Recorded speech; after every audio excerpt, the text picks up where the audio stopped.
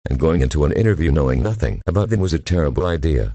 What if he accidentally called them a caring equivalent of the N-word? He wouldn't even know until it was too late. So step 1 was to gather information about them. He'd worry about castle infiltration later. That book he'd bought at Pony Customs might be a good place to start, but, well, frankly he wasn't sure how it'd be of use. He wasn't trying to seduce them, after all. Which left him back at square one. Where did reporters normally go when they needed information, anyway? Like, did they go to a library? That was his best, and, so far, only, guess, but where even was the library? Cut would probably know. Hey Cut? He asked, leaning over the cubicle wall. Cut's reply was a simple MMHM. As she continued to edit, hey, is that a picture of me? But, by the time he actually noticed and tried to get a good look, she'd already moved on to the next picture and covered it over. Well, it's probably nothing. Say, do you know where the nearest library is? If you guys are enjoying this story, please give it a like, comment your thoughts, give me a follow and share this story with your friends.